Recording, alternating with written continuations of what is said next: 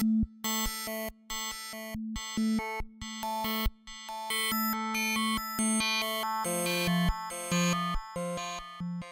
1984 », écrit par George Orwell, troisième partie, chapitre 4.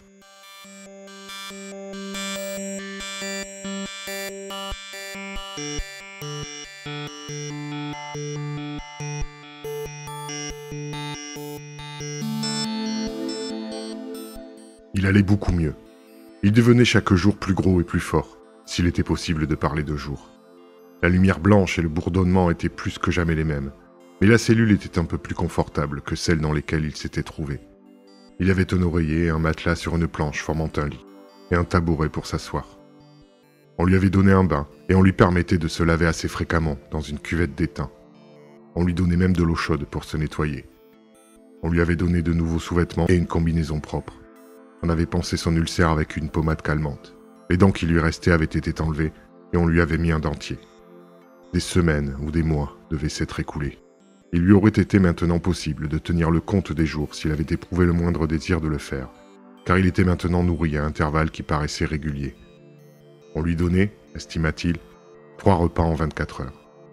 Il se demandait vaguement parfois si on les lui donnait pendant le jour ou pendant la nuit. La nourriture était très bonne et comportait de la viande, un repas sur 3. Il eut même une fois un paquet de cigarettes. Il n'avait pas d'allumettes, mais le garde silencieux qui lui apportait sa nourriture lui donna du feu. La première fois qu'il essaya de fumer, il fut malade. Mais il persévéra, et fit longtemps durer son paquet, en fumant une moitié de cigarette après chaque repas. On lui avait donné une ardoise blanche, à un coin de laquelle était attaché un bout de crayon. Au début, il ne s'en servit pas. Même réveillé, il était dans une torpeur complète. D'un repas à l'autre, souvent il restait étendu, presque sans bouger, parfois endormi, parfois éveillé, et s'abandonnant à de vagues rêveries, au cours desquelles ouvrir les yeux était un trop grand effort. Il s'était depuis longtemps habitué à dormir avec une lumière vive sur les yeux. Elle ne le gênait aucunement, mais les rêves étaient plus cohérents. Il rêva beaucoup pendant toute cette période, et c'était toujours des rêves heureux. Il se trouvait dans le pays doré. Il était assis au milieu de ruines gigantesques, éclairées par un soleil éclatant, en compagnie de sa mère, de Julia, d'O'Brien. Il ne faisait rien. Il était simplement assis au soleil, à parler de choses paisibles. Les pensées qu'il avait quand il était éveillé concernaient surtout ses rêves. Il semblait avoir perdu le pouvoir de l'effort intellectuel, maintenant que l'aiguillon de la souffrance lui avait été enlevé. Il ne s'ennuyait pas. Il n'avait aucun désir de conversation ou de distraction. Être simplement seul, ne pas être battu ou questionné, avoir suffisamment à manger, être propre de la tête aux pieds, c'était tout à fait satisfaisant. Il en vint graduellement à passer moins de temps à dormir, mais il n'éprouvait encore aucun désir de sortir du lit. Tout ce qui l'intéressait, c'était rester calmement étendu et sentir s'amasser les forces en lui. Il se palpait lui-même ça et là pour s'assurer que ce n'était pas une illusion de croire que ses muscles s'arrondissaient et que sa peau se tendait. Finalement, il fut certain qu'il engraissait. Ses cuisses étaient nettement plus grosses que ses genoux. Ensuite, à regret d'abord, il se mit à faire régulièrement des exercices. En peu de temps, il put parcourir 3 kilomètres, qu'il mesurait en arpentant la cellule, et ses épaules courbées se redressèrent. Il essaya des exercices plus difficiles, et fut humilié et étonné de découvrir les mouvements qu'il ne pouvait faire. Il ne pouvait accélérer le pas, il ne pouvait tenir son tabouret à bras tendus, il ne pouvait rester sur un pied sans tomber. Il s'accroupit sur les talons et constata qu'avec de terribles douleurs aux cuisses et aux mollets, il parvenait tout juste à se mettre debout. Il se coucha à plat ventre et essaya de se relever sur les mains. Ce fut impossible. Il ne put se soulever d'1 centimètre. Mais après quelques jours, quelques repas de plus, il put réussir même ce mouvement. Il vint un moment où il put le faire 6 fois de suite. Il se mit à devenir réellement fier de son corps et à caresser l'intermittente certitude que son visage redevenait normal. Ce n'est que lorsqu'il lui arrivait de mettre la main sur son crâne nu qu'il se rappelait le visage couturé, en ruine, qu'il avait regardé dans le miroir. Son esprit devint plus actif. Assis sur le lit, le dos appuyé au mur, l'ardoise sur les genoux, il entreprit délibérément le travail de se rééduquer. Il avait capitulé. Il le reconnaissait. En réalité, il le voyait maintenant. Il avait été prêt à capituler longtemps avant d'en avoir pris la décision. Dès l'instant où il s'était trouvé à l'intérieur du ministère de l'Amour, et oui, même durant ces minutes au cours desquelles Julia et lui étaient restés impuissants tandis que la voix de fer du télécran leur donnait des ordres, Il avait saisi la frivolité, le peu de profondeur de son essai de rébellion contre le pouvoir du parti. Il savait maintenant que, depuis 7 ans, la police de la pensée le surveillait, comme on surveille un hanneton sous une loupe. Il n'y avait aucun acte, aucun mot prononcé à haute voix qu'elle n'eût remarqué, aucune suite d'idées qu'elle n'eût été capable d'inférer. Elle avait même soigneusement replacé le grain de poussière blanchâtre sur la couverture de son journal. On lui avait joué des disques, montré des photographies. Quelques-unes étaient des photographies de Julia et de lui. Oui, même... Il ne pouvait lutter plus longtemps contre le parti. En outre, le parti avait raison. Il devait en être ainsi. Comment pourrait se tromper un cerveau immortel et collectif? D'après quel modèle extérieur pourrait-on vérifier ses jugements? La santé était du domaine des statistiques. Apprendre à penser comme il pensait était simplement une question d'étude. Mais, entre ses doigts, le crayon était épais, peu maniable. Il se mit à écrire les idées qui lui passaient par la tête. Il écrivit d'abord, en grandes majuscules mal faites, « La liberté, c'est l'esclavage ». Puis, presque sans s'arrêter, il écrivit en dessous, « 2 et 2 font 5 ». Puis il eut une sorte de contraire. Son esprit, comme s'écartant par pudeur d'une idée, paraissait incapable de se concentrer. Il savait qu'il connaissait ce qui suivrait, mais, pour le moment, ne pouvait s'en souvenir. Il retrouva la mémoire de ce qu'était cette idée, mais par un raisonnement conscient. Les mots ne vinrent pas d'eux-mêmes. Il écrivit « Dieu, c'est le pouvoir ». Il acceptait tout. Le passé pouvait être modifié. Le passé n'avait jamais été modifié. L'Océania était en guerre contre l'Estasia. L'Océania avait toujours été en guerre contre l'Estasia. Jones, Aronson et Rutherford étaient coupables des crimes dont ils étaient accusés. Il n'avait jamais vu la photographie qui réfutait l'accusation. Elle n'avait jamais existé. Il l'avait inventée. Il se souvenait d'avoir eu dans sa mémoire des faits qui se contredisaient, mais c'étaient des souvenirs faux, des produits d'autosuggestion. Combien tout était facile. Il n'y avait qu'à se rendre, et le reste suivait. C'était comme de nager contre un courant qui vous envoie rouler en arrière, quel que soit l'effort fourni, puis de décider que l'on va se retourner, et nager dans le sens du courant au lieu de s'y opposer. Seule, votre propre attitude changeait. Ce qui devait arriver arrivait de toute façon. Il savait à peine pourquoi il s'était jamais révolté. Tout était facile, sauf... Tout pouvait être vrai. Ce que l'on appelait loi de la nature n'était qu'absurdité. La loi de la gravitation n'avait pas de sens. Si je le désirais, avait dit O'Brien, je pourrais m'envoler de ce parquet et flotter comme une bulle de savon. Winston étudia cette phrase. S'il pense qu'il flotte au-dessus du parquet et si, en même temps, je pense que je le vois flotter, c'est qu'il flotte. Soudain, comme un bout d'épave immergé rond la surface de l'eau, une pensée éclata dans son esprit. Il ne flotte pas réellement, nous l'imaginons, c'est de l'hallucination. Il repoussa volontairement l'idée. L'erreur était évidente. Elle supposait que quelque part, en dehors de soi, il y avait un monde réel dans lequel des choses réelles se produisaient. Mais comment pourrait-il y avoir un tel monde? Quelle connaissance avons-nous des choses hors de notre propre esprit? Tout ce qui se passe est dans l'esprit. Quoi qu'il arrive dans l'esprit arrive réellement. Il n'eut aucune difficulté à réfuter l'erreur, et il n'y avait aucun danger qu'il y succomba. Il se rendit compte, néanmoins, qu'elle n'aurait jamais dû se présenter à lui. L'esprit doit entourer d'un mur sans issue toute pensée dangereuse. Le processus doit être automatique, instinctif. En novlangue, cela s'appelle arrêt du crime.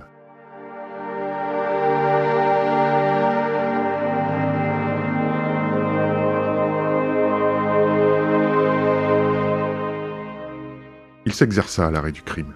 Il soumettait à son esprit des propositions. Le parti dit que la Terre est plate, le parti dit que la glace est plus lourde que l'eau, et s'entraînait à ne pas voir ou ne pas comprendre les arguments qui les contredisaient. Ce n'était pas facile. Il y fallait un grand pouvoir de raisonnement et d'improvisation. Les problèmes arithmétiques qui découlaient d'un axiome comme 2 et 2 font 5 étaient hors de portée de son intelligence. Il fallait aussi une sorte d'athlétisme de l'esprit, le pouvoir tantôt de faire l'usage le plus délicat de la logique, tantôt d'être inconscient des erreurs de logique les plus grossières. La stupidité était aussi nécessaire que l'intelligence, et aussi difficile à atteindre. Une part de son esprit se demandait pendant ce temps quand on le tuerait. « Tout dépend de vous », avait dit O'Brien. Mais il savait qu'il n'y avait aucun acte conscient par quoi il aurait pu en rapprocher l'instant. Ce pouvait être dans 10 minutes ou dans 10 ans. On pouvait l'interner pendant des années. On pouvait l'envoyer dans un camp de travail. On pouvait le relâcher pour quelque temps, comme on le faisait parfois. Il était parfaitement possible qu'avant qu'il fût tué, soit joué, de nouveau, le drame de son arrestation et de son interrogatoire. La seule chose certaine était que la mort ne venait jamais quand on l'attendait. La tradition non exprimée, mais que l'on connaissait d'une façon ou d'une autre, bien qu'on n'entendît jamais parler, était qu'on vous fusillait par derrière, toujours à la nuque, sans avertissement, tandis que vous longiez un corridor ou passiez d'une cellule à l'autre. Un jour, mais un jour n'est pas l'expression exacte, il n'était pas moins vraisemblable que ce fût au milieu de la nuit, une fois, il tomba dans une rêverie étrange et heureuse. Il longeait le corridor et attendait la balle. Il savait que, d'un instant à l'autre, elle viendrait. Tout était arrangé, aplani, concilié. Il n'y avait plus de doute, plus d'argumentation, plus de souffrance, plus de crainte. Il était en bonne santé et fort.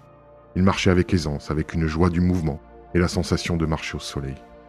Il ne se trouvait plus dans les étroits couloirs blancs du ministère de l'Amour. Il se trouvait dans l'immense paysage ensoleillé, d'1 kilomètre, au long duquel il avait cru marcher au cours d'un délire provoqué par des drogues. Il était dans le pays doré. Il marchait dans le sentier qui traversait l'ancien pâturage tondu par des lapins. Il pouvait sentir sous ses pieds le court gazon élastique et, sur son visage, la douce chaleur du soleil. Au bout du champ, les ormeaux se balançaient faiblement et, quelque part plus loin, se trouvait la rivière où, sous les sols, dans des étangs verts, flottaient des poissons d'or. Il fut soudain frappé d'horreur. Son épine dorsale se mouilla de sueur. Il s'était entendu crier tout haut. « Julia, Julia, Julia, mon amour, Julia !» L'hallucination de sa présence s'était un instant entièrement emparée de lui. Il lui avait semblé que Julia n'était pas seulement avec lui, mais en lui. C'était comme si elle faisait partie de la texture de sa peau.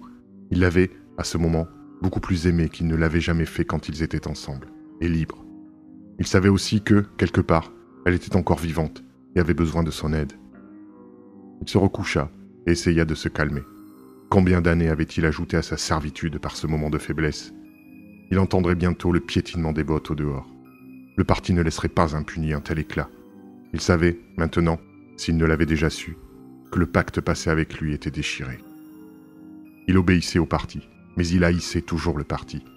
Il avait, auparavant, caché un esprit hérétique sous un masque de conformité. Maintenant, il avait reculé d'un pas. Il s'était soumis en esprit, mais il avait espéré garder inviolé le fond de son cœur. Il savait qu'il était dans l'erreur, mais il préférait être dans l'erreur. Il comprendrait cela. O'Brien le comprendrait. Tout était confessé dans ce seul cri stupide.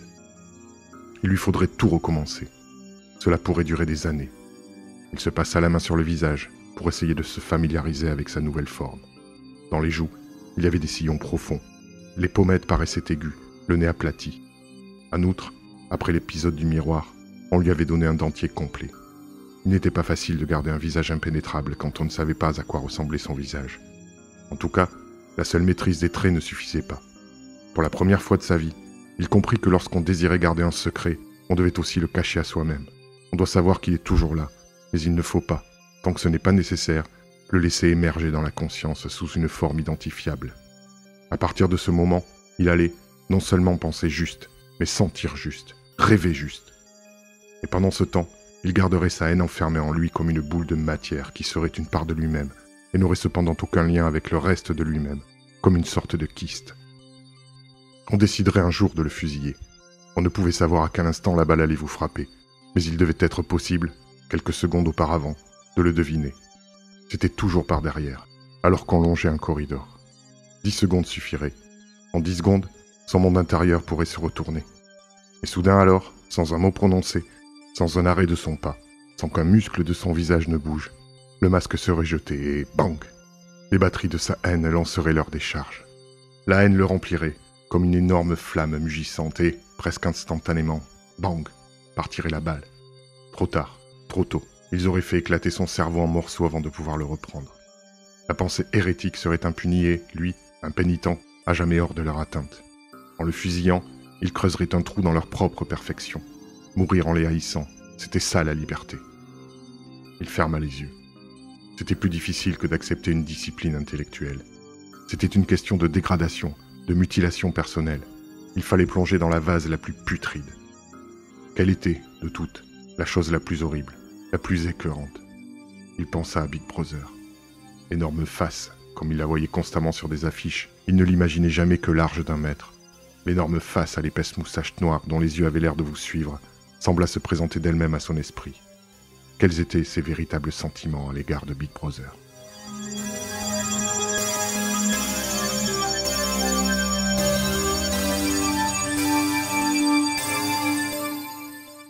Il y eut sur le palier un lourd piétinement de bottes. La porte d'acier tourna et s'ouvrit avec un bruit métallique. O'Brien entra dans la cellule. Derrière lui venait l'officier au visage de cire et les gardes d'un uniforme noir. « Debout !» dit O'Brien. « Venez ici. » Winston se mit debout devant lui. O'Brien lui prit les épaules entre ses mains puissantes et le regarda de près. « Vous avez pensé à me tromper, dit-il. C'est stupide. Redressez-vous. Regardez-moi en face. » Il s'arrêta et continua sur un ton plus aimable. « Vous vous améliorez. Intellectuellement, il y a très peu de mal en vous. Ce n'est que par la sensibilité que vous n'avez pas progressé. Dites-moi, Winston, et attention, pas de mensonges. Vous savez que je puis toujours déceler un mensonge. Dites-moi, quels sont vos véritables sentiments à l'égard de Big Brother ? Je le hais. Vous le haïssez ? Bon, le moment est donc venu pour vous de franchir le dernier pas. Il faut que vous aimiez Big Brother. Lui obéir n'est pas suffisant. Vous devez l'aimer. » Il relâcha Winston et le poussa légèrement vers les gardes. « Salle 101, dit-il. »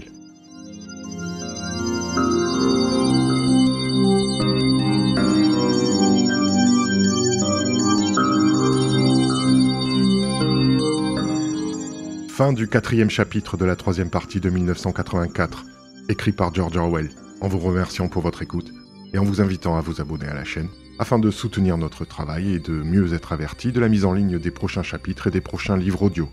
À bientôt, sur Frisson d'hiver.